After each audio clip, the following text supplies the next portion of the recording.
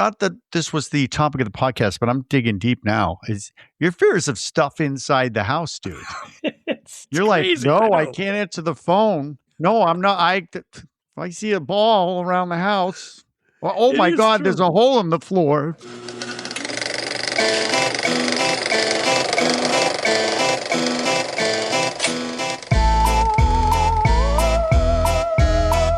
Welcome, everybody, to Midnight Cinema, usually your deep dive into horror movies, sci-fi films, and cult classics. But this week, we have a little something different for you.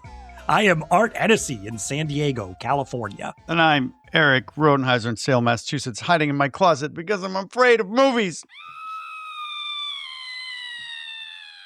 Look what I found. I found it, Art. I found your favorite thing that I have. Erik has a little box that plays sound effects that he used to like to play on some of our earlier podcasts. Well, I don't want to overdo it, but it called to me and said, Erik, remember that movie? And then it went. So that's it. Yeah. I guess we're not talking about a specific movie today. No, right? We're diving deep into our early consciousness, Erik.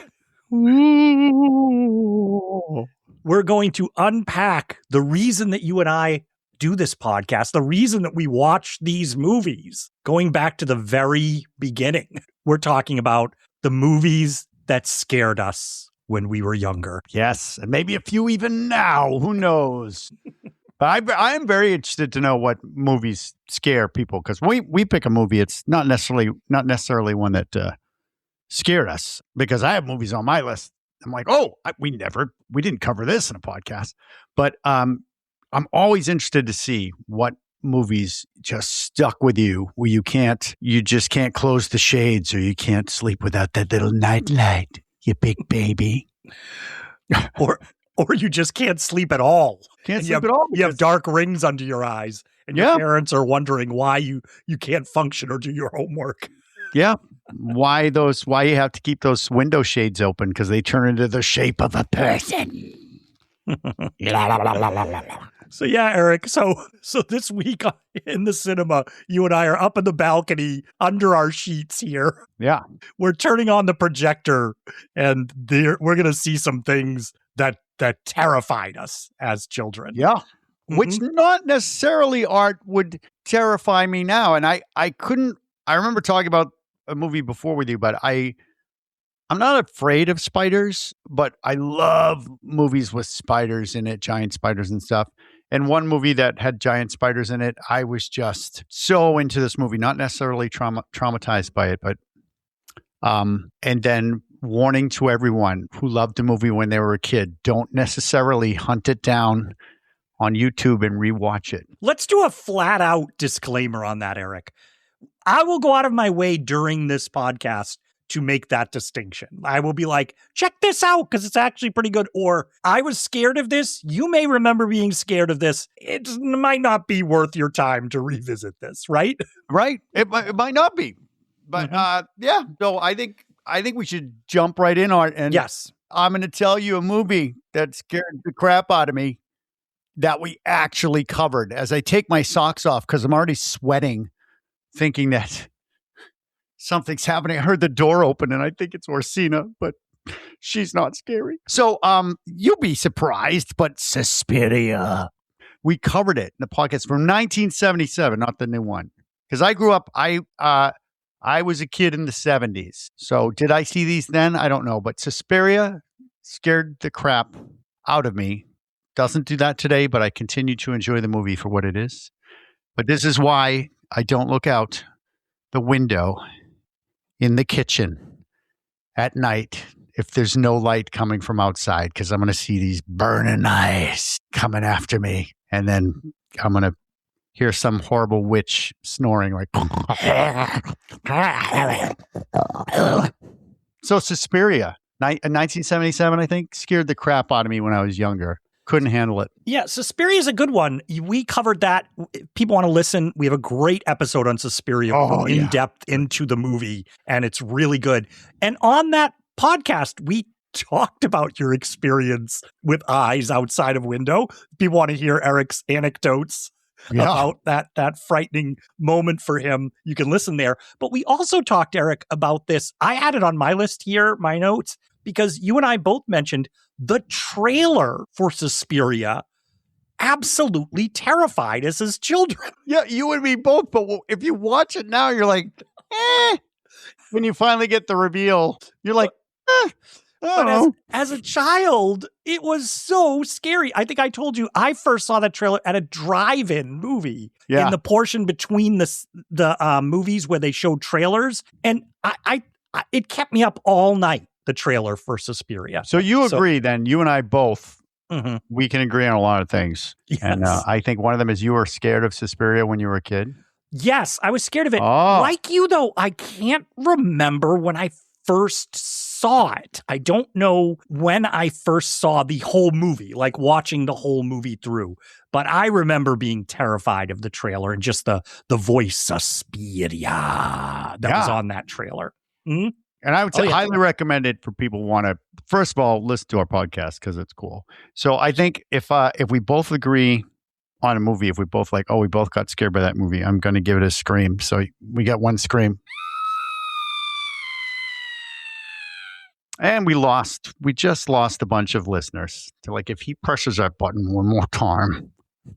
So Suspiria, that's mine. That doesn't count as yours. No. Nope. But I got one for you that might be a little odd. Give it to me. What scared me? I was trying to think of like the earliest things that scared me watching Smokey and the Bandit. No. Was that it? They called him the Bandit. No. Are they ever going to get that beer across the border? I don't know. Little Enos, what's wrong with him? Was it terrifying? And I was trying to think of, I think, would it be like the Disney cartoons, like the Wicked Witch and Snow White, things like that were pretty scary. But I do remember, as far as moving into like horror movies, Erik and I both grew up in Massachusetts, and they had Creature Double Feature, which was on Saturday afternoons. It was so good. So good. Two horror movies you'd get in an afternoon. Yep. And I remember one of the earlier ones that I watched, because you could watch them. Your parents didn't care. It was on the afternoon, right? Believe it or not, it was a black and white movie. It was called I Was a Teenage Frankenstein. I know that movie, though. You know that movie? 1957, right? It's a movie from 1957, but I'm watching it in the early 70s. And it was on Creature Double Feature. The thing I remember, this movie then, the mad scientist in that who's sort of putting together his Frankenstein monster out of these parts, he has a chute in his laboratory that goes down into a pool with an alligator in it that he would dump the remains down. Oh, into the alligator pit. Oh my gosh, yes. Yes. And at one point, I think it's his assistant or something, she gets onto it and he kills her and he dumps her down the alligator pit. And then I think at the end, he gets dumped down the alligator. No, spoiler, sorry. 100% he's probably ruined it for everybody. There was something about that. And so I was really young when I watched this. I remember it was like, I'm going to watch Creature Double Feature. And they would have like Godzilla and Gamera and those things on there. But then they would have like actual horror movies like this. And there was something about the pit with he sliding down into the alligator pit. And it terrified me as a young kid. I can remember an alligator in the basement. Like it's a thing. I remember at night just thinking, lying in bed, going, what would I do if somebody shoved me down a pit into an alligator pit? So for some reason, Erik, that was like a very early memory of mine from a movie really scaring me. And I know it is funny, people. It is not a great movie. I Was a Teenage Frankenstein, but it definitely had that image that scared me. So I tried to think back a long way. So wow. I would tell people you don't need to check it out now, but it was you scary. Could, because you could do it as a double feature, and I Was a Teenage Werewolf. Yes, right? Which I think it was paired with on Creature Double Feature. I think it was both. Is it Michael Landon? That was the werewolf. He was I Was a Teenage Werewolf. Sexy Michael teenage werewolf. He kind of scared me a little bit, but I don't know, but Mhm. I'm vaguely remembering the alligator thing. So, Mhm. so Art, we've uncovered that you have a fear of being slid down a hole to a carnivorous gator, It scared the and hell I'm out of me, and afraid I of don't know windows. why. So I'm afraid of windows, and you're afraid of inexplicable holes that lead to reptilian monsters. Good, good, Yeah. good uncover. Pre-consciousness, I just want to put this in here. Pre my consciousness, Eric, what I can remember, my parents told me that I would wake up yelling because I was being chased by number 7 Okay, from don't Sesame Street. overshare. They finally Don't. figured out that it was Sesame Street with the 1, 2, 3, 4, Wow. 5, 6, 7, 8, 9. You're being chased by 7. Are you sure it wasn't the W? That's an Oh, it M. might. Maybe I was. I think that's Oh, pretty it might have horrifying. been the W, Eric. I think it was the W. No, I'm an M. See, like get him, and then he's I right. was joking about this being therapy, Eric. I think you just might have unlocked something. I think you should, talk to your therapist more about that W, or is it an M? So what do you got, Eric? Well, we haven't covered this on the podcast, but it scared the crap out of me. And I remember the exact moment I was like, oh, shoot. Salem's Lot, which technically is a miniseries, but it's still a movie from 1979. So what scared me, of course, was Barlow, the vampire. And my friend James, who owns Nightmare Gallery, shout out to Nightmare Gallery in Salem. He's got a frickin' Barlow, and it's looming over people as you go through the museum. And I have a hard time looking at that one. But the other thing that scared the crap out of me, Windows again, Art. Windows is the lead character, the boy, is in his bed, and then this fog appears, and then his friend floats up in his pajamas. Just so eerie. It's almost like it's shot backwards, and he's rapping on the window. He's like, let me in. Let me in. And I would look out the window and think, okay, if there's a fog coming at this window, I'm going to grab my crucifix and say no. Just say no. I didn't have a crucifix, though. I kind of had to make one out of pencils. But Salem's Lot, looking at it now, when I say I wish they redid it, they did redo it. But I just think nobody's able to capture the mystery of the first one. And also the woman who's lying on the table. Marjorie Glick, I think is her name. Why do I remember that? It's somebody's mom, and she sits up and comes after them. And main character has a scalpel in his hand, and he like that and cuts her arm, but there's no blood. And then they burn her with frickin', they're not pencils, but close enough. The mouth, what do you call this? The mouth tabs, open wide. They make that into a cross and stick it on her head. And scared the crap out of me. And that's 79. So I don't know. Yeah. I must have seen that maybe in 79. It was on TV. I watched it on TV. Yeah. I definitely did. Did you get scarred? Yes. It's an iconic scene with the Glick kid floating outside the window. Just an amazing piece visually, and then also the sound of him scraping on the window. You'll never forget it. It's amazing. And I'll just piggyback on a little bit here, Eric. Barlow, we should be clear for anybody who hasn't seen the movie or Salem's Lot. Barlow, the vampire, is that old school vampire. He's not the Bela Lugosi or Gary Oldman or the handsome vampire. He's the bald, creature-like vampire type of thing. Yeah. It's Nosferatu. It's out of that. And it's not even in the book. He is the Gary Oldman vampire. He's the mustached, yes. He talks and everything. And this one, they're like, no, he's not going to. He's just going to be this horrible blue. He was blue, Art. A blue entity smashes the frickin' mom and dad's heads together. Well, he gets all the families. The whole Glick family was taken out. And then, of course, I remember a very distinct thing in that scene was the priest holding up his crucifix. And then they're like, oh, if you don't really believe, it's not going to work. And the vampire just takes the crucifix and throws it down. And you're like, oh, that's not going to work.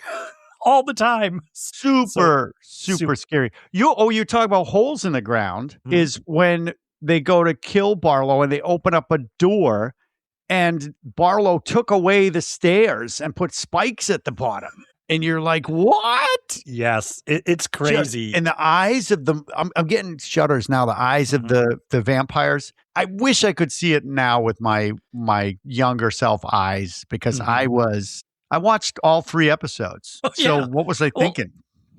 And I'll just piggyback on Erik, because I had in my notes, Nosferatu itself, that image of Nosferatu from the 1922 movie, silent movie, first sort of Dracula storytelling on the screen. It's silent, but that image scared me before even Salem's Lot. But the way I came about it was not through the movie itself. It was through a show Leonard Nimoy used to have on the air called In Search Of. And In Search of Dracula. Yes. And they kept playing that image of Nosferatu going down the stairs and going up with his fingers. And I was just terrified. I couldn't sleep thinking about that image of Nosferatu. Yes. And I don't think I saw Nosferatu, the original black and white film, till much later. Probably I was in high school or something when I saw it, but just that image. And then I remembered putting that together when I saw Salem's Lot. I was like, oh, they're using the image of Nosferatu in here for Salem's Lot. But so let me ask you, Art, do you have a fear of vampires, or is it just that you were afraid of Salem's Lot? I think I was afraid of mostly what scared me was that image of the kid floating outside the window, the idea, because also you're in your bedroom and something's at the window, those things. I've never been much of a vampire fearer. I'm more of a vampire hunter. Vampire fearer? You're a hunter? You know, yeah. I'm more of a hunter. Yeah. Oh, that's good. I like a slayer, some people might call us. Oh, a slayer. Yeah. Oh, good for you. That's you slay. So wait, so we both agree that we're both scared by Salem's Lot as a kid? Yes. Oh, you know what that means? Oh, yeah. It's time for the red square. Here it is. Oops. Sorry. That was not the scream, but I won't do it again. And that snort was not from the box. That was me. So, all right. So I got Salem's Lot. What do you got? I got one that there was an urban legend that used to go around when we were kids, Erik. You probably remember this. The legend goes that there's a babysitter and she's watching the kids, and she gets a phone call that says, person on the other end says, have you checked the children? Yes. She's like, no. And she hangs up and then they call again and they say again, have you checked the children? She's thinking to herself, well, I put them to bed. This prank caller. So she calls the police and says, somebody's prank calling. And they're like, well, keep them on the line. We'll monitor the call. We'll trace the call. And she gets it again. It's like, have you checked the children? She's like, the police are tracing this call. And he hangs up and the police call back and they say, ma'am, the call is coming from inside the house. Oh, no. Oh, God. Now, Erik, this was made into a movie. When a Stranger Calls, 1979. With, of all people, is Carol Kane is the babysitter? Carol Kane. Isn't she? I think she is. I don't know. That would be awesome if she's doing it like Carol Kane. No. It's someone calling and you're from the house. And it's someone calling from the house. But the first half of the movie is that urban legend playing out, and it is absolutely terrifying. So that scared you. You're afraid of... Yes. I was afraid babysitter ever? What's that? Were you a babysitter ever? Yeah, I did some babysitting, just like one or two things. We all did it. We all did it. Yeah, definitely. We all wanted that 650. Yes, I thought that was absolutely terrifying. I will say, if you check out the movie today, what's so interesting about it is that's the first half of the movie, and then the second half of the movie is the investigation to catch the guy who murdered the kids in the house. Oh. It's Charles Durning is the detective looking for the guy. Yeah, Charles Durning. Tootsie's boyfriend. But it's a strange movie in that you think the whole movie is going to be about that incident, but it's not. Well, But the first part was scary. At least I haven't checked it out in a long time. You're afraid of phone calls? Terrified. I can't answer the phone to this day. Is that why you don't? Because that's what you say is you don't answer the phone when I call because you're afraid it might be Carol Kane. Yes. What are you doing? Are you in the bathroom? I'm coming for you. It's probably good. That one didn't scare me. No. Did you watch it? Did you see it? Do you remember probably it? not. No. Okay. But that scared me. That was. I lived it, Art. Oh, you lived that one. I lived it. But I did get scared. Everyone knows, I think, maybe podcast listeners know, but my kids know that I'm afraid of zombies, which when people say I'm afraid of spiders or mice, I'm like, oh, stop it. And then if I'm afraid of zombies that aren't a thing. First of all, they're not a thing. It's like, geez, hope we don't run into a zombie while we're here. You know, you're walking and it's like danger zombies crossing. You don't see that. They're not real. But first of all, have you ever seen Serpent in the Rainbow? Do not say there are no zombies. Okay, those are the original zombies, okay? We're talking about dead people getting up and trying to eat you for no reason. Because there's no dietary benefits from a zombie eating you. Then the digestive system doesn't work. You're just being little brats. I was gonna say they're being little bitches, but I won't say that because that's harsh. I think you just did. I did. They're little zombies. So my kids try to scare me. I'm like, don't come after me because I have to decide whether I'm going to kill you or just be eaten by you because I love you so much. So Dawn of the Dead, we've talked about it on the podcast. One of our favorites, 1978, when that freaking guy bit into the arm of his wife in the apartment complex. That burned. I can still see it. It's just burned in there.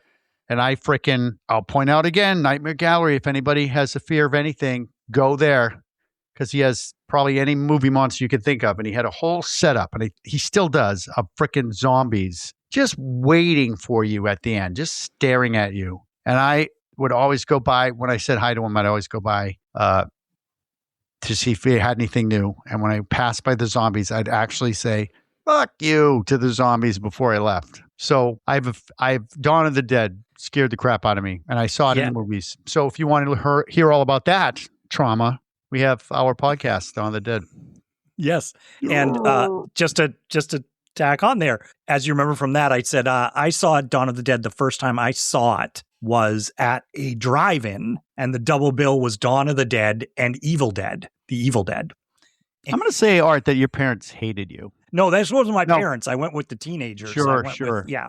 They started it. They're like, I think I told you, I was working at a summer camp I think I was grade 6 in the summer, and I was working in the kitchen there.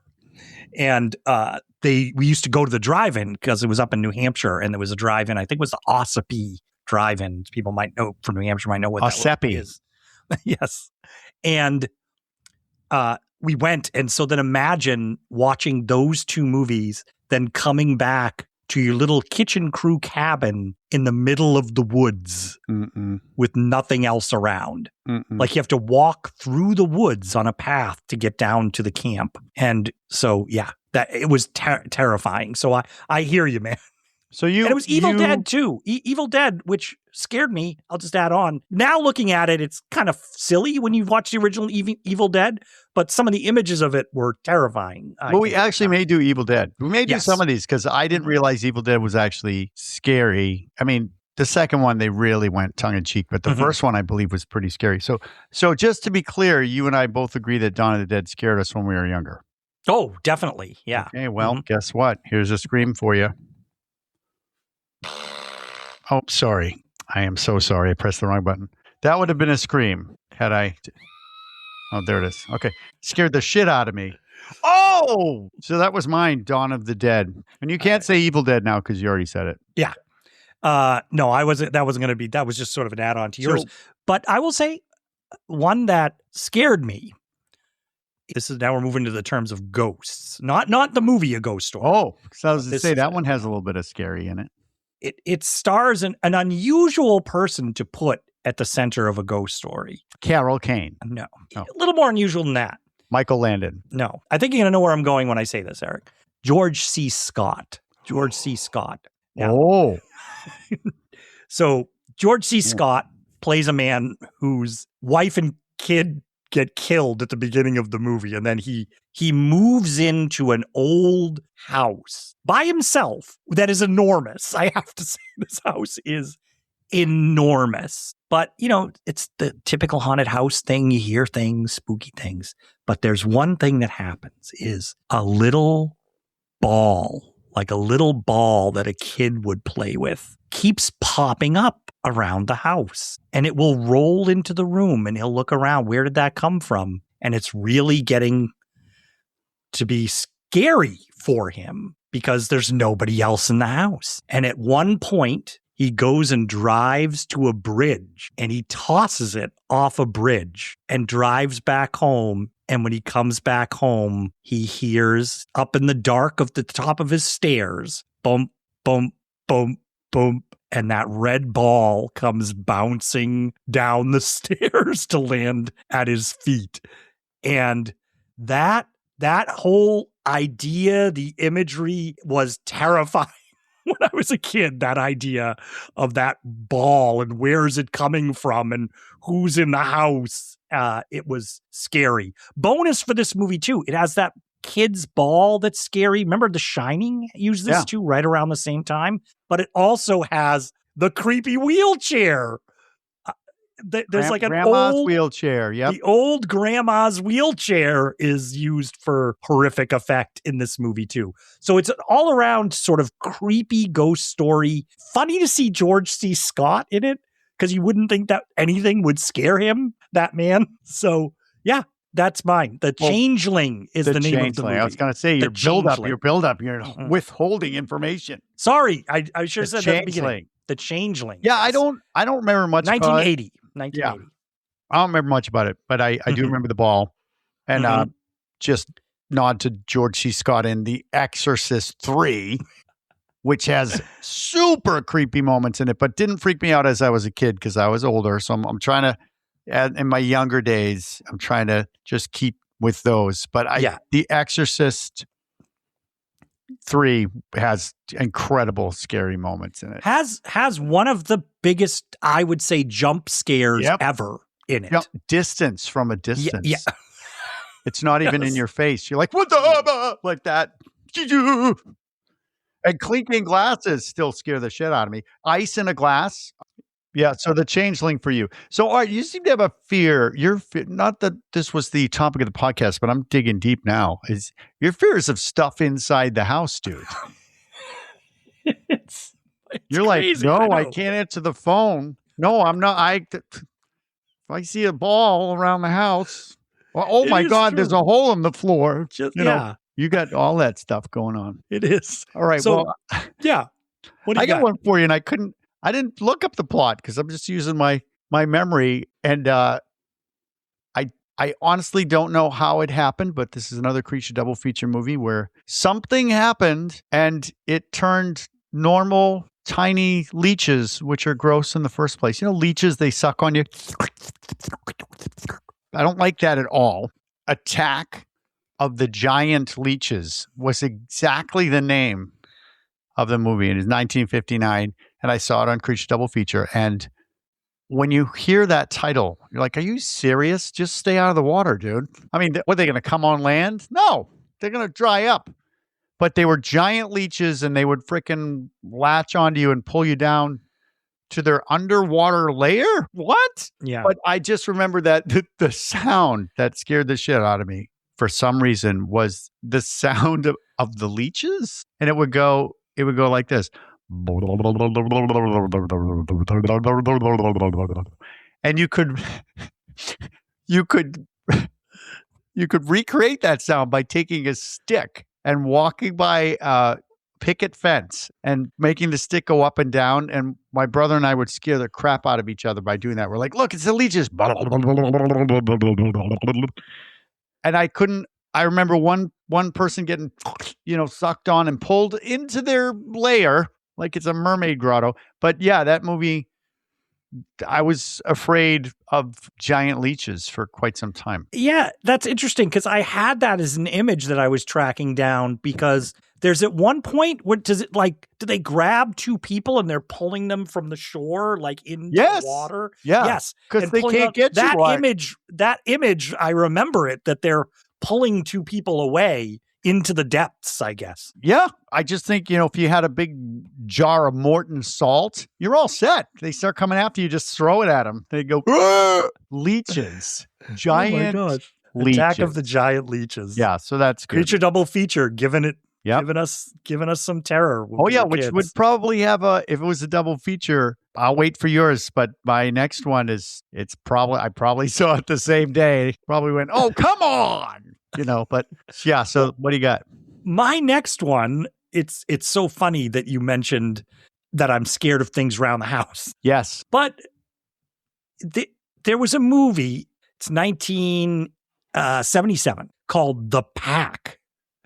And oh, yes. This movie is about a vacation island, be like Martha's Vineyard or an island where people go on vacation. And this is just horrific in itself, which is worthy of, I'm like, did people really do this, Eric, when I think back? But people would go on vacation. And the idea was, we're going on vacation for the summer to this island. So we're going to get a dog so that our kids have a dog to play with on the island during the summer. But then at the end of the summer, they just take the dog and tie it up in the woods and leave it on the island. And not just one person, right? Like every other person. This is a thing, Eric. This was like a thing that the movie's positing. So there is a horrifically sad scene at the beginning of this movie where the father is leaving a dog, this poor dog. Yep.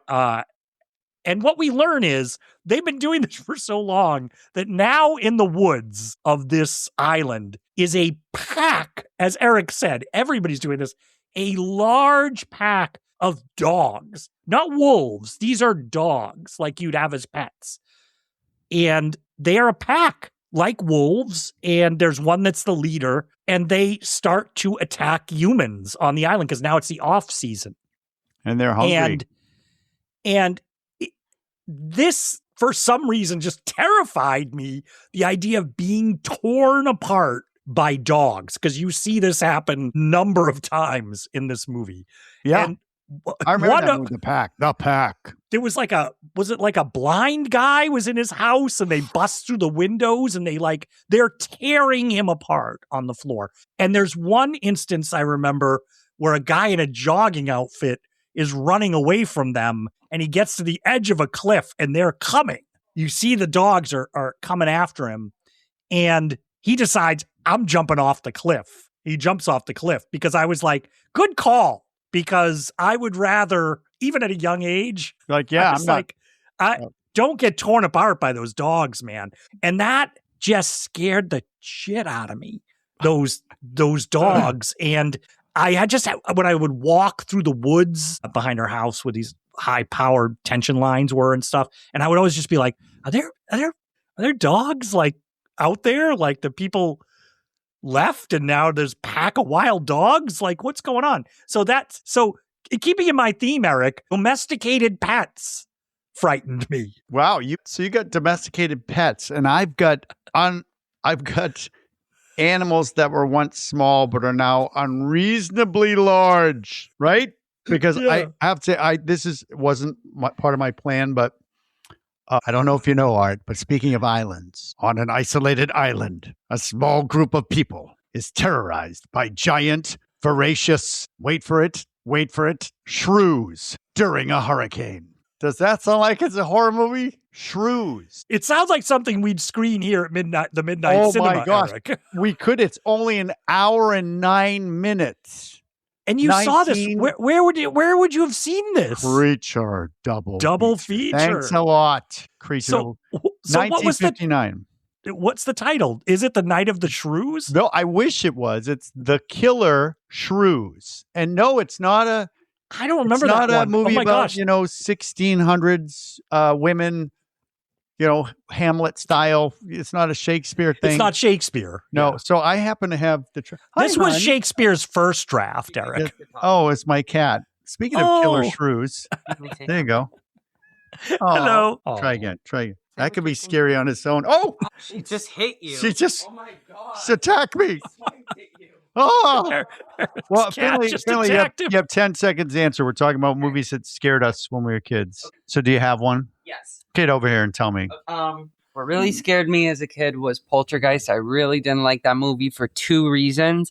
I really didn't like when the face melted in the mirror, but that fear was mainly caused by my father saying that there was going to be a brutal and horrible scene in the movie that I should watch out for, and that made me more scared of it. I tried. And then there was also a closet in that movie, if you recall, that sucks up all the things in the child's bedroom and attempts to suck up the child as well. I really didn't like that. I didn't like the idea of being sucked up by my own closet. I didn't like that. There you go. And look, Art is conveniently the closet monster today on the podcast. Oh my God. Look at that. That is true. Yeah. I think I have to leave now. All right. I'm sorry, hon. Sorry. I tried to help you. Yeah. So Finley, she's like 22. So she's got a different timeline. But yeah, I would have been terrified by that too. Yeah. It's interesting, Erik, to think about what are I was thinking about that as I was going through this list. What are the ones that scare the kids that are growing up in different eras? Like, what are theirs? I heard, so I was looking it up. And for a certain generation, Jeepers Creepers, I think, is a big one. Jeepers Creepers would have. I love that. Yeah. Movie. Well, but for a certain generation, that's their younger. Oh my God, I was so scared. Yeah. I don't know if it's going to work out at all, but I'm going to play part of the Killer Shrews trailer, which is from 1959. Nothing out of the sky, on the sea, or on the earth. The Killer Shrews, it says. It's a Sorex soricity. Looks like a small rat. Shrews as small as rats, perfect for scientific experiments, until they began to grow and grow.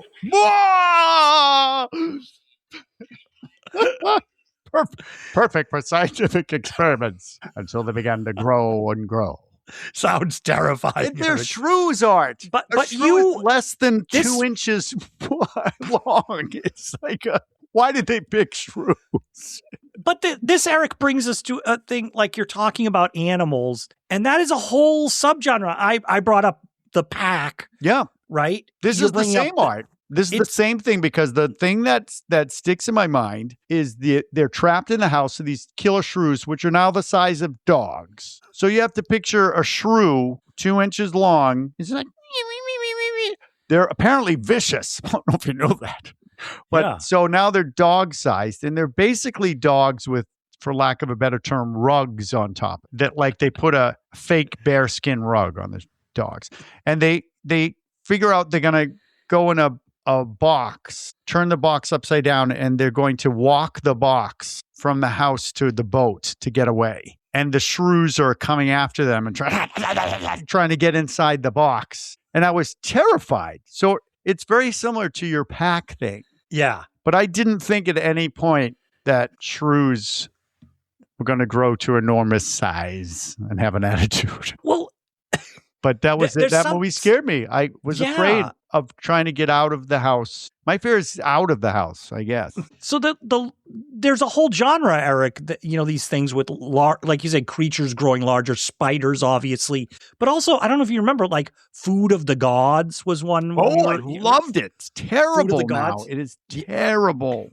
But, like, that's rats and things growing large. Giant. Night of the Lepus. I don't know if you know of that one. That's rabbits. Rabbits. I was ready to cover that, and then I watched like a trailer, or I started watching some of it. I'm like, I can't. Yeah. Let's make rabbits in slow motion. I mean, rabbits. But jumping off, Erik, of what you're saying, I don't think this will be my official pick, but Willard was on my list too.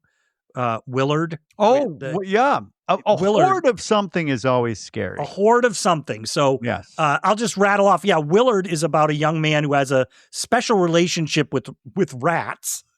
And the rats, he can send them after people to attack them and kill them. And I think it was Ernest Borgnine. Is it Ernest Borgnine that gets it at the end? It's his terrible boss. and there's rats just all over him, and it's so creepy and just Ernest Borgnine was not a nice guy. And then they remade it. And who is Willard? Crispin Glover. Right. And what's the rat's name? Well, the rat's name is Ben. Ben. And they made a sequel. Ben. Sequel was the sequel. And Michael Jackson did the theme. Ben, oh my God. It's Ben. Ben's coming for you. It's Ben. Ben. But mine's Killer Shrews. So why? Go figure. It's the claustrophobia maybe in me. I'm claustrophobic, I discovered. Don't shove me in a pull-out couch. Don't ever do that I got shoved in a pull-out couch. They put me in there and close it up, and That's awful. Yeah. So now but I still do it. Once a week, I shove myself in a small space, wait for the killer shrews or the leeches. What do you got, Ben? I got one here. I'm going to change it up a little bit. I'm going to move my fears into satanic. Oh, don't say that. Orsina just walked up the stairs. She doesn't like movies with possession. I could tell you, I know what her. This isn't a possession movie. Okay. What do you got? This is, I don't know why, but this movie just kept me up at night. Yeah. And it was a movie called Race with the Devil. What? 1979. Yeah. And it's about a group of two couples that go out in a RV out in the desert to do a little vacation. And at night, the two guys are up and they're looking across with binoculars and there's a fire going. And so they take their binoculars. They're like, what's that over there? And then they look and it's these women and they're taking off their clothes. And it's like, you said it's a what are we movie, watching? Right? Yeah. But they're like, but then surrounding the woman start to be people in cloaks, like these evil cloaks. And then it starts evil to be cloaks, you say? Are they good cloaks? I guess there are good cloaks. Cloak of invisibility. But I love how their cloaks are specifically evil. They're not just cloaks. The evil cloaks. Should I wear my evil cloak tonight? Which cloak? We're going out tonight. Do you want to wear like the standard cloak or the holiday cloak or an evil cloak? Evil cloak. So, so they look and then they witness a sacrifice, but then they make a noise and all of a sudden you see these evil people are like, what? And the rest of the movie is them trying to get away from this band of devil worshippers. But they're people, they're not monsters. It's not supernatural. It's just, but the idea of that was scary to me, that there were these people out there and they could come after you, these devil worshippers. And you mean come into your house, Art? Yes.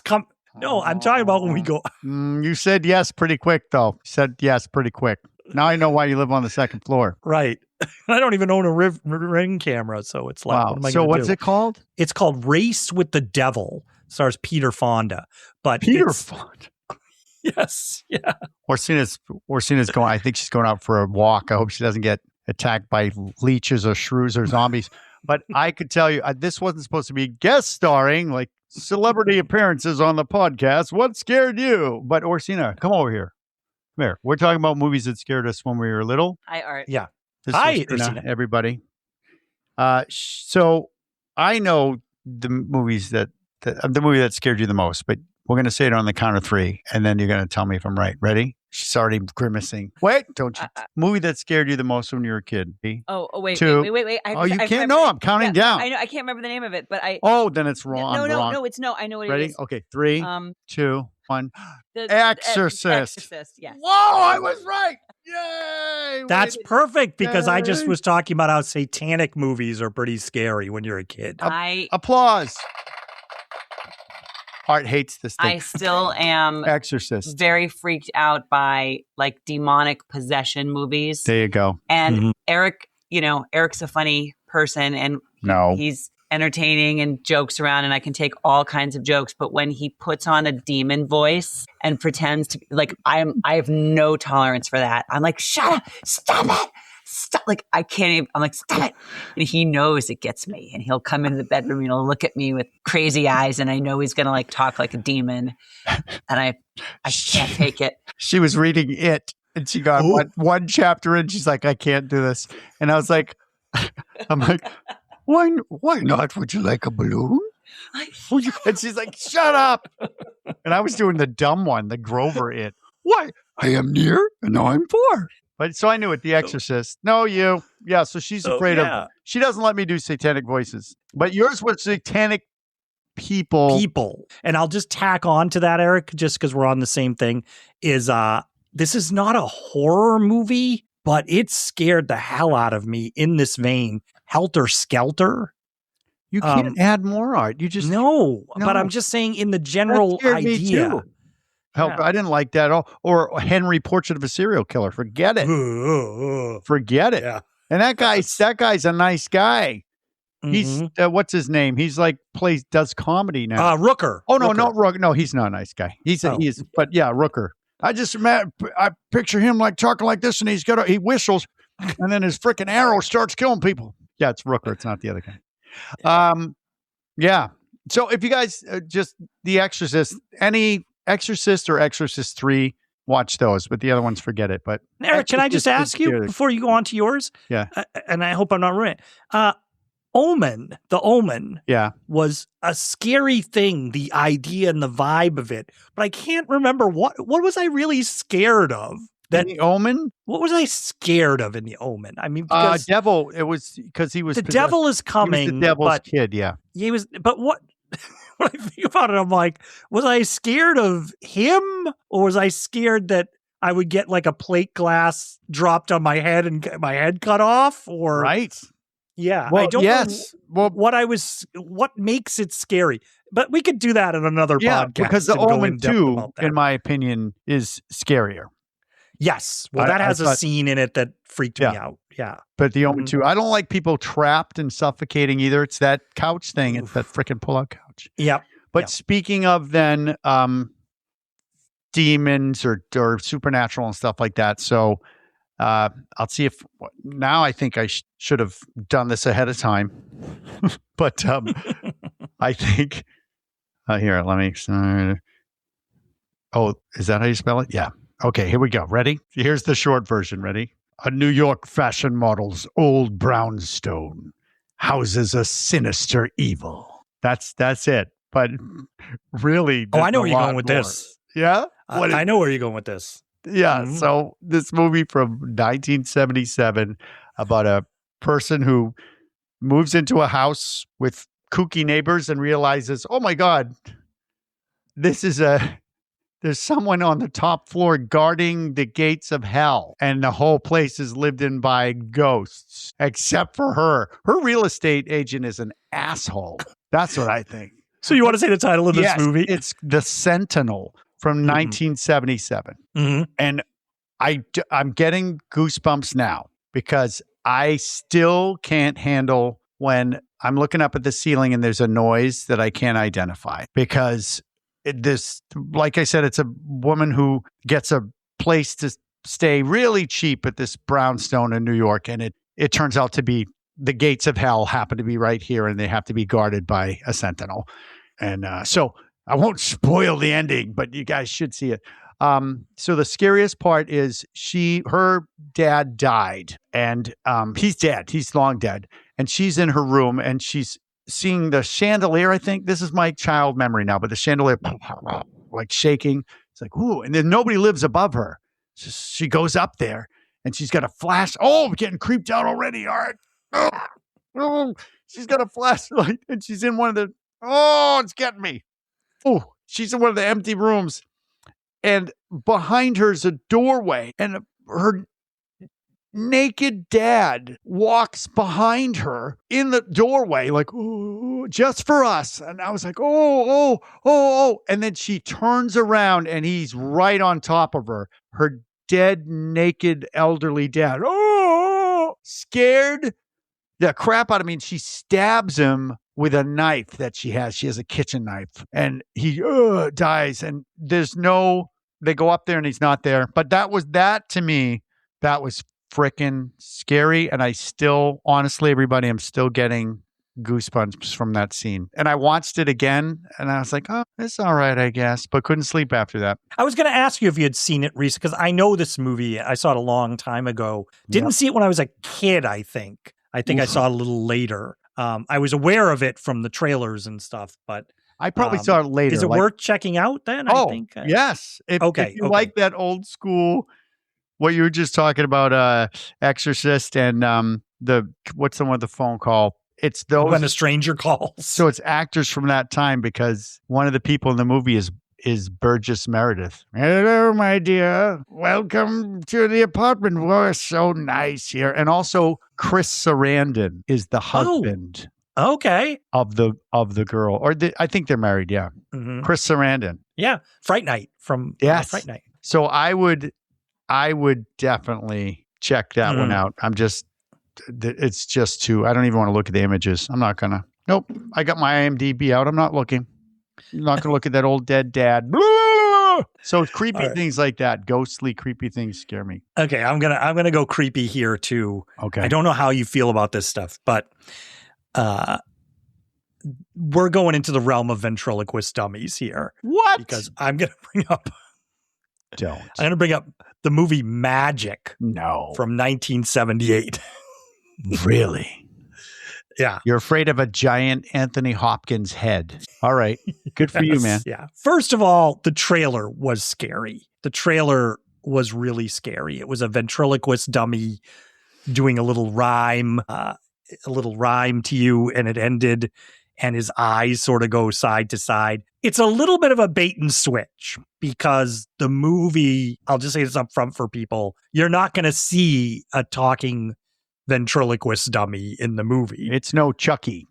It's no Chucky. It is a psychological thriller horror movie. But I remember watching it, going in thinking it was going to be a talking, but I wanted to be scared. I was so fascinated, but just the idea of it, it's a man basically losing his mind, and he's a ventriloquist who, it's so funny when you watch it today, because he has a big job on the line, and his agent tells him to get away and get his act together because he's a really big star. Scary, Art. But you could be in the 70s, Eric, you could be a big star as a ventriloquist. You could. Lamb chop, all that stuff. Like people could. That should have been a horror movie, Art. The guy with the emu. Remember the guy with the emu? I love the guy with the emu. Right. Yeah. The emu was more famous than he was. Yes. He actually, he died. He fell off a roof and broke his neck.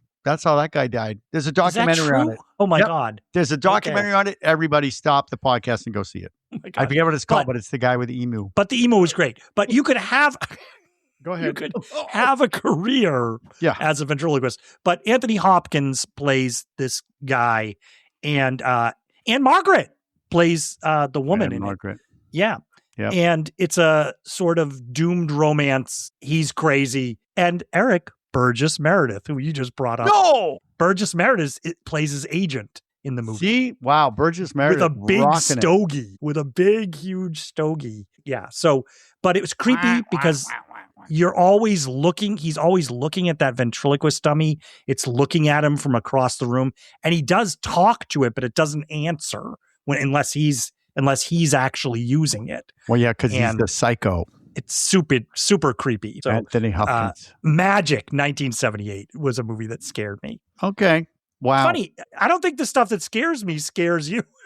Well, no, there's a couple we agreed on. There's a couple we have crossover, but yeah. And so just since you're talking about that, I asked my wife, Amanda, and do you know what I said? What's a movie that, scared you when you were a kid? And do you know what she said? All of them. No. Oh. Well, as we know, The Elephant Man.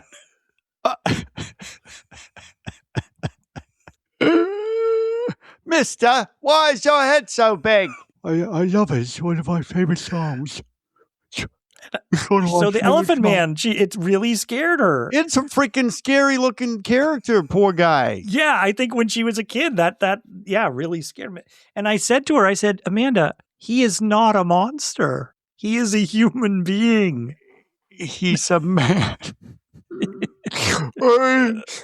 I'm not an animal. Oh my God. Yeah. Oh. Such sad. He decides he just wants to sleep like a regular person. Oh my God. Stop it, Erik. He sees a picture of someone sleeping normally and he's like, I'm going to do that. Oh God! Oh my God! He takes the pillows off the bed one by one by one. Oh He's my taking God! them. And then the guy who's helping him has a mannequin doll, and he gets possessed, and he talks to the mannequin doll, and he's like, same actor. Holy shit! Anthony Hopkins. If you treat John Medic one more time like this, I'm going to pull out my little friend, and he'll talk to you. Answer me. Oh gosh. Yes. So that was her. But she did say, as far as horror movies that scared her, Friday the 13th was one for her. All right, because Elephant Man. I'm sorry, Amanda. No, an Elephant Man. But Friday the 13th, I think. Yeah. It's interesting. You and I aren't listing really slasher movies like those. No, I'm not afraid of things. slasher movies. They really were never my thing. I liked watching them, but I didn't have. But it's your turn, Art. I have three more. Oh, you do? Yeah. Okay. I have a couple more that I can talk about here. So I'm going to bring up one that we're moving into the realm of just weird, eerie stuff. And it has a great title that's sort of unforgettable. It's called Let's Scare Jessica to Death. And it was movie in 1971. Yes. And it's about a woman, and she goes to a house and things start happening, and it could be vampires, I think, are what it's supposed to be, but it just has the eeriest atmosphere, this movie.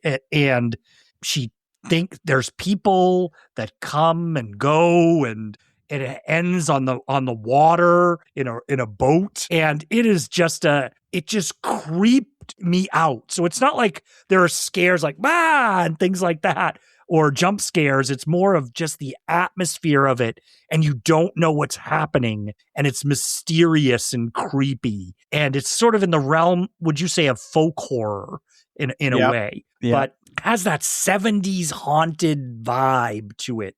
It creeped me out when I was a kid. I saw it on Channel 56, 8 o'clock movie.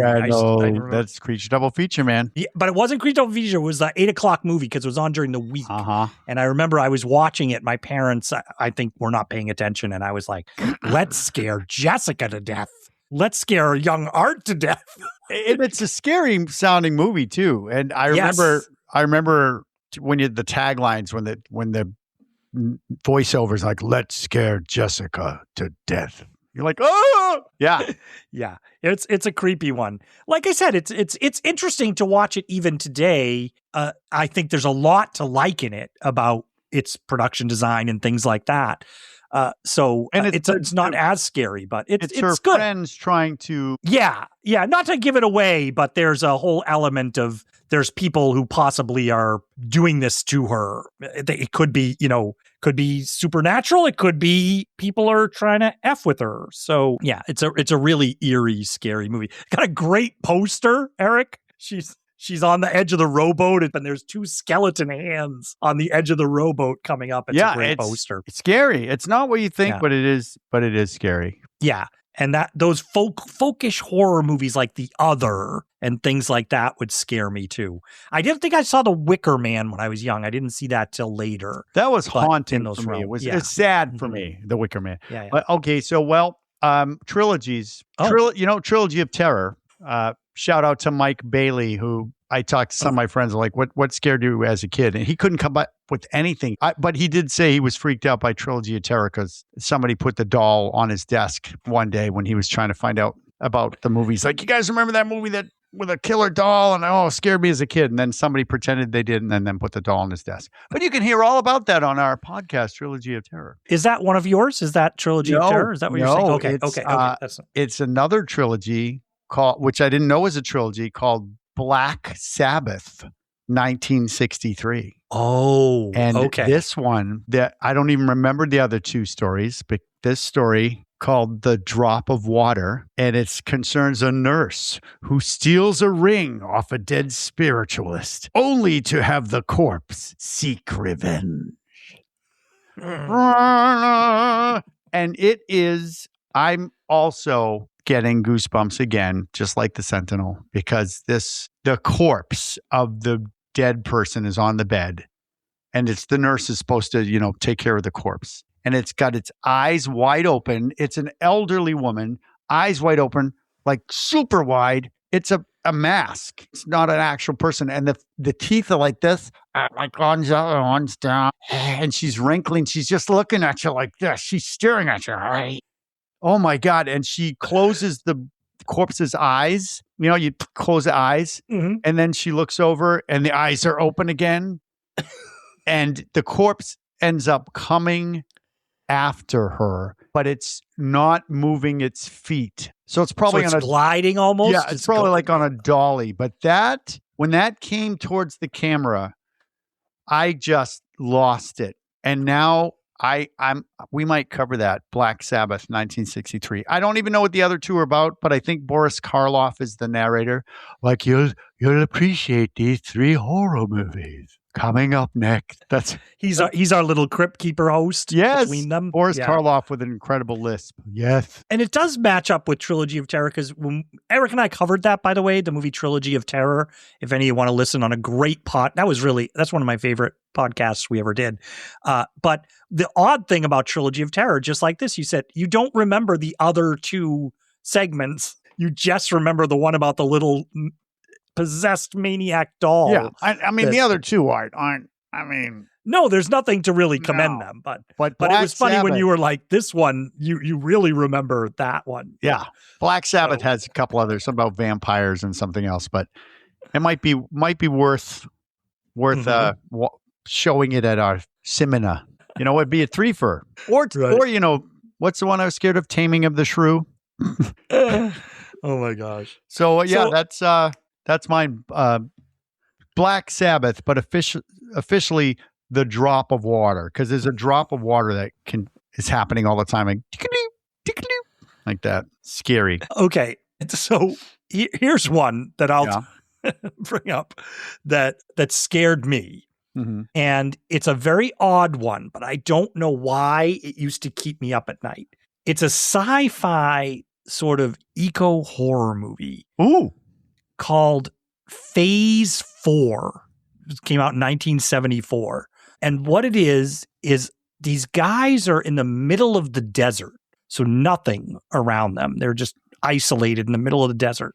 And they're in a research facility. And they're studying things. But then what starts to happen is ants, regular ants, not giant ants, start to attack them in different ways. Everything from getting into the computer, and they can't stop the ants. And the ants are all like intelligent and acting in certain ways. But this movie, I know you're like, what are regular sized ants? It's so eerie because it's got like a quiet, like very minimal sound design and score. It's almost like an Andromeda Strain type of movie, but they keep finding ways. And I just remember as a kid seeing this on TV, and I just went to bed at night and going like, animals can, like, something as small as an ant could break the computers and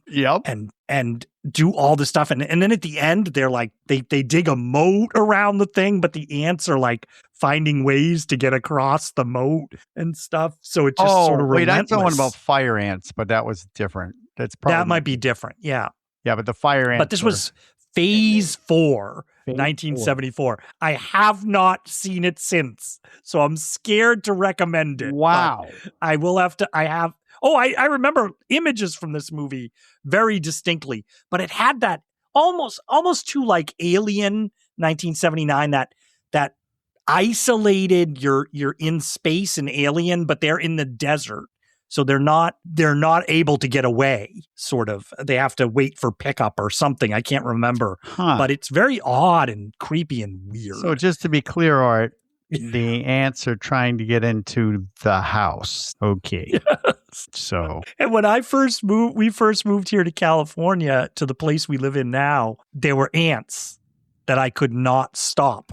And it reminded me of that movie. I finally found a bait trap or something that worked, but I could not. And I'm like, oh my God, it's like that movie Phase 4. They cannot. I can't stop these ants. Oh, Art, poor Art with your ants. I know. I don't even. There's been a couple of great ant movies. seeing them now, like not so I know it's much. tough. Yeah. Mhm. But seeing them back then, I was just, like big ants, though, giant ants. Yes. Really I bad know. movies. However, that 70s, I guess, really effed me up. So Okay. here's one. Ready? Okay, here it is. Wow, it's a weird way to start the 16 years post Ruby Claire's boyfriend's murder. That's actually part of the gruesome killings erupt at her drive-in movie theater. Her mute daughter Leslie's odd behavior escalates, and a psychic warns of revenge from beyond. What is this? Ruby, 1977. Ruby. I have never heard of this movie, Eric. Never even heard of it. Okay, well, All right. it has to do with the supernatural. They're saying The Exorcist is for pussies. This movie's better. That's the trailer. You're a dink if you think The Exorcist was scary, because Ruby's got it going on. They're really pushing it hard. Oh my God. Yeah, but it's I think it's about her daughter being possessed or something. But so many creepy things happen in there. I couldn't tell you what. However, the two things that stand out is one is that the corpse of her dead husband, I believe it's her dead husband, pulls her into the lake and drowns her, I think. So that alone was scary. She went like, this corpse comes up again, corpses coming to life. But the other thing was, I believe it's her current husband. She cut out his eyes, and he's now got a thing over his face, and you can see blood and stuff. And she's like, yes, and I keep them. I forget what she says, but she has a jar. She's holding a jar. She takes the cloth off the jar, and there are his floating eyes in the jar. And my brothers and I were like, this is cool. How do we recreate it? So we took one of my mom's big old mason jars. We had ping pong balls. We colored the ping pong balls to look like eyeballs. Then we took toilet paper, I think, to start. Or was it? Yeah, probably toilet paper. We stuffed it. We put a hole in the eyes and we stuffed it in there. And then we put colored water in and we floated the eyeballs in the jar. And the movie didn't scare me so much as the prop that we had made that I now have in my room. I had it in my room and I couldn't handle it. I covered it with a towel at first, and then I'm just like, nope. And I got So rid of you it. did it to yourself. I believe I did it to myself because we were ping pong balls with toilet paper. Scared the shit out of me. I have to look this up. This Ruby. Yep. And Wow. it's somebody from The Exorcist, I believe, is in it. That was the big draw. Mhm. Let's see if I have the name of the. It's pretty scary. Piper Laurie. You're going to know some of these people. Stuart Whitman is in it. I think Stuart Whitman was a cowboy. But Piper Laurie, I think, was in either. Oh, Piper Laurie. Was in The Exorcist. Well, Piper Laurie is Carrie's mom, right? Oh, Carrie's mom. Right. Oh, yeah. Isn't They're that- like scarier than Carrie. Scarier than The Exorcist. Those are for wimps and losers. Ruby. And I think we saw it on Creech Double Feature or some shit like that. Yeah. But 1977 scared the shit out of me. Mhm. But I did it to myself. So I've never made those eyes again. Nope. Wow. Yep. That's it for me. I mean, I got one more. And I know you're going to be like, oh, yes, of course. But I have one more. Okay. Well, I did have here, it probably seems like an obvious one, Yeah. but because I kind of stayed away from ones that we've covered here as movies. Yeah. But this one, the Amityville Horror, Oh, definitely the Amityville Horror is one that freaked me out. And I know I Say the saw it name of on again. the Amityville Horror. Why? What's the matter? I know you know that. Maybe because you're reading it. What? I'm going to say it back to you. Okay. One of the world's most famous horror movies. Yeah. The Amityville Horror. No, Yeah. no problem with that. How about the Amityville Horror? The Amityville Horror. Right next to Amityville is the small town of Amityville. I think people should vote. Yeah. Whether it's On what it is? Amityville or Amityville. Did I say Amityville? He did, yeah. I did? Yeah, you can play it back. Play it back. Oh, that's so funny. I thought I said The Amityville Amityville. Horror. Okay, I don't know. Right in the small town of Amity, there's a shark. Well, it's about a family that goes into a house and they say, I'm so glad we moved to Amityville. Oh, And then a voice goes, it's a voice. What does it say, Eric? get out. Say the name right. Right. So that movie scared me. You said the eyes Yes. in Suspiria. There is a scene similar in this movie where somebody looks out the window and they're glowing, floating eyes.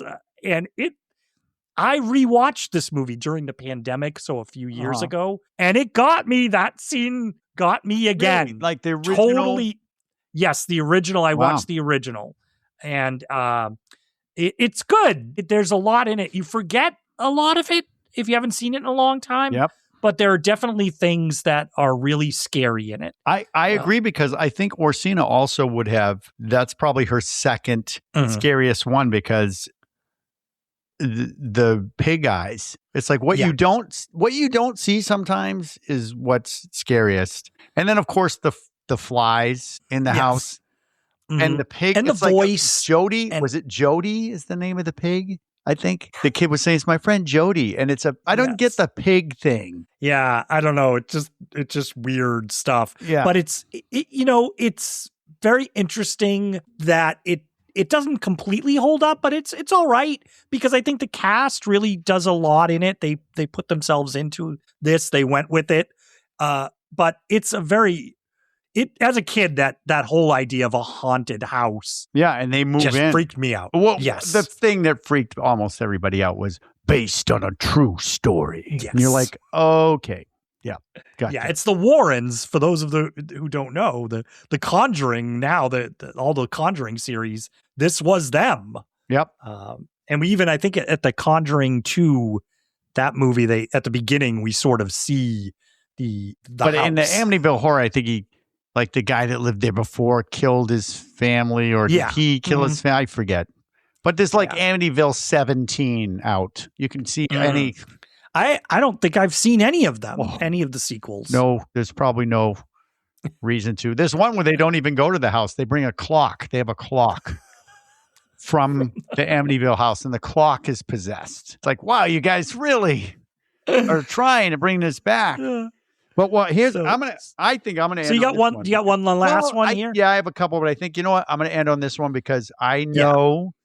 I bet I'll be able to use my little red box here pretty soon because I haven't been able to use it for a while. I'm gonna read the trailer. Okay. We call it it's a short one. Oh, they're so short. A family moves into a large old mansion in the countryside, which seems to have a mysterious and sinister power over its new residents. Can I guess? Yes. Okay, I might be wrong. Burnt offerings? You are absolutely correct. Yes. Yeah, shut up. Okay. And son of a bitch, if we don't give a popcorn award to this guy, even though we're not really reviewing a movie, this guy is in this one too. Frickin' Burgess Meredith. This is the third time we mentioned this guy on this podcast. Yes. Come on. And I don't think we've covered him in an actual review. No, we got to put him up. I mean, we're not doing anything tonight. We can put him up in the picture. Maybe in as the lobby? Penguin. Sure. Burgess Meredith, you old horror movie guy, you. But Burnt Offerings with Oliver Reed. Imagine working him and Burgess Meredith working together. This guy's an asshole. Give me another drink. But it's a Karen Black also. Karen Black. We mentioned earlier, Trilogy of Terror. Yeah, it's a television movie made for television, but it's still 70s. They could get away with more shit. But they move into a house and the house is a little worn down. And then just weird things start to happen. And they're supposed to be also taking care of the mother that's up on the top floor. They're like, oh, by the way, you can rent this house. It's for free, I think they said, or so cheap. But you got to take care of our mom who's upstairs. My first answer would be, fuck no. It has a pool. No.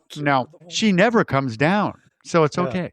So a family of three with a little kid.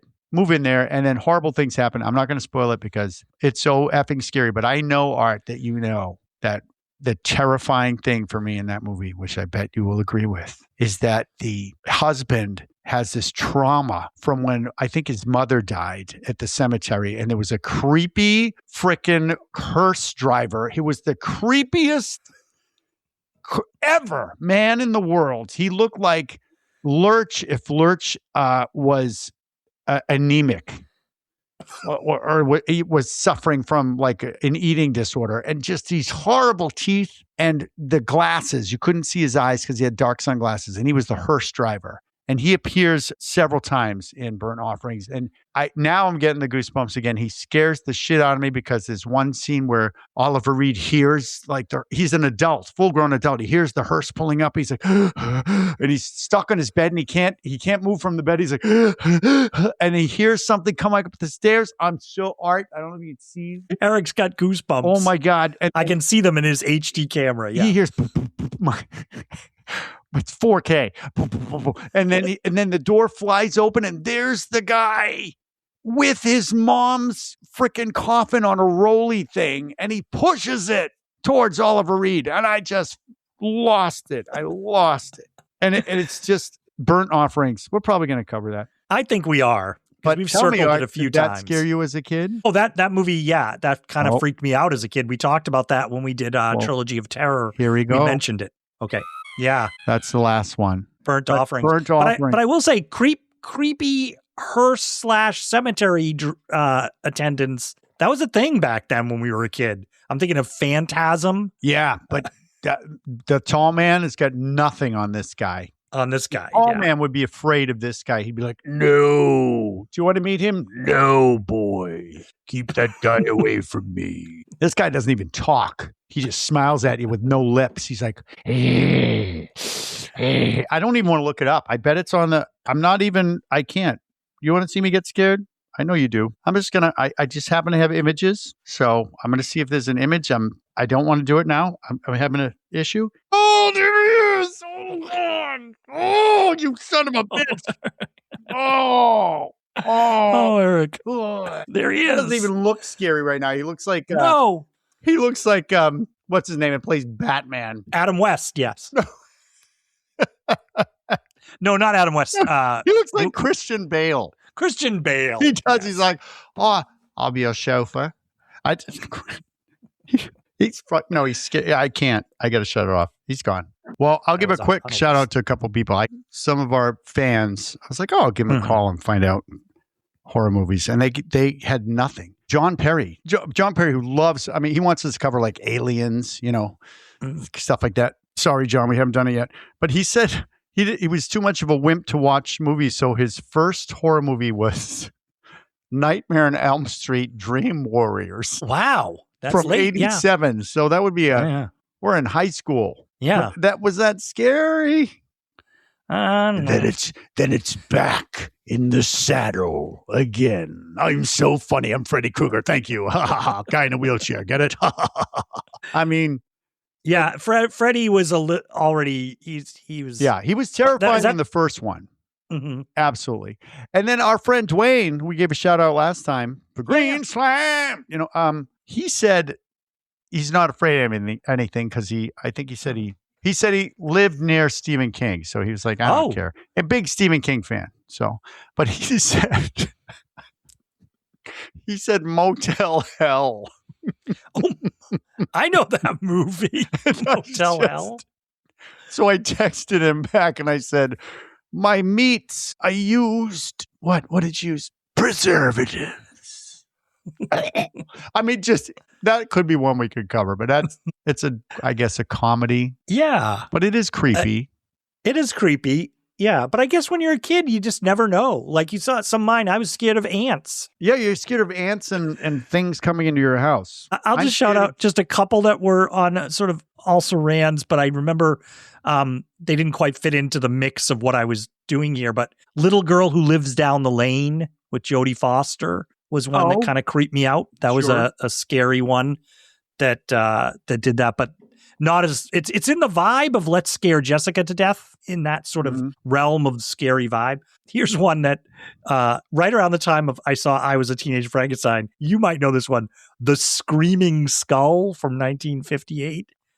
It's about Screaming Skull. A woman who thinks that the skull of her new husband's widow is haunting her. And it's another one of those things where the skull keeps appearing and you start to wonder if people are messing with her. But at night, so I saw this one as a kid. I definitely saw it in Creature Double Feature because I think it was with the was it the Vincent Price movie, The Skull, they'd pair it with. So it was the Screaming Skull and then the Skull. But the Screaming Skull, at night she would wake up because in the house you just hear like this scream, and then she'd find a skull, but that scream would just haunt me. So that was one. Oh, just to wrap it up here, Audrey Rose was one that freaked me out. Audrey Rose, yeah. Audrey Rose. Anthony Hopkins again. Yeah. Don't Look Now. Don't Look Now. Did you see that when you were kid? I didn't see that till later. So I saw it till I was, later, but it scared me as an adult. So I will say movies that scare me as an adult.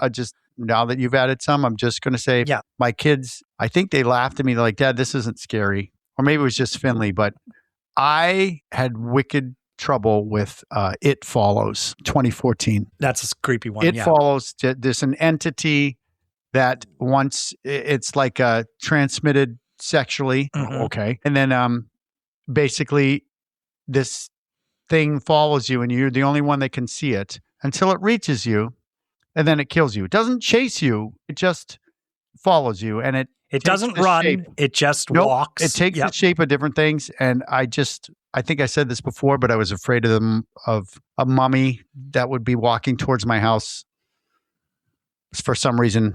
And I would think it was getting closer and then I would zap it away in my mind. But It Follows. I'm like, oh my God, this is the mummy thing. But I thought, what if tapping in? It's following you. You just go to Europe. You tell me how it's going to book a flight. I'm serious. Tell me. Is it going to? It always gets you though. I don't know. Does it walk underwater? Does it go underwater? Well, there's a way you can get rid of it though, Eric. I will say. Well, yeah, but what I'm saying, let's say you didn't. You just keep taking vacations. I know. And it's not going to, I can picture trying to go to like JetBlue, trying to book a flight as somebody's naked mom. Not going to happen. You can't see it anyway. Or maybe it sits on an empty seat. Yeah. Oh. Yeah. It has to wait, until. You're going to laugh. But I'll just mention this. I have to now. I think the poster did it more than the actual movie, but It's Alive. It's Alive. It's Alive in theory would be a movie that would have scared the shit out of me. But yeah, it's very silly if you watch it. If you're 9, or 11, then you are going to be terrified. Which I was. Yep. But that little. You remember more about it when you don't watch it now. Yeah. So, Eric, those are the movies that scared us when we were younger. We did it. We made it through. Yep. We can come out from under the sheets or I think so. I'm just going to make sure there's no giant leeches coming up the stairs. I'm just making sure there's no ants, things around the house. Ants. That's killing me. What would I have done, Eric, if they had a movie like The Stapler? Right? It's this garden snail that wouldn't die. I fear slugs. I mean, it's a real kid. Just don't like them. The humidifier. The phone that The Exorcist was scary. You're a dink. If you thought Carrie was scary, check out The Dirty Boots. So, Eric, I had a great time talking to you about the movies that scared us when we were younger. And we'll be back next time with a feature-length movie that we're going to talk to you about. So look forward to talking to you about that, Eric. And just want to remind people, if they want to reach out to us, tell us what your movies scared you when you were younger. We'd love to hear about it because we may cover them. You can reach us at midnightcinemapod.com. You can check us out on any of the streaming platforms Oh, Eric, what's the matter? Something behind you? Yeah. Something clogged behind me. Yeah. It's in the tank. Oh, no. Oh my See, God. that's something that I would be scared of, Eric. It's right But you- back there. You can see I it. just want to tell people, Eric, though, they can find us on Spotify, Go ahead. Apple Podcasts, Apple Podcast. YouTube. And while you're there, please rate and review us. So, Eric, I will see you next time on Midnight Cinema. Okay, my lizard's getting bigger. It's growing. No, We shouldn't have it's fed it that stuff we found in the sewer. No! Oh my God. Oh, no, wait, it's an alligator. What's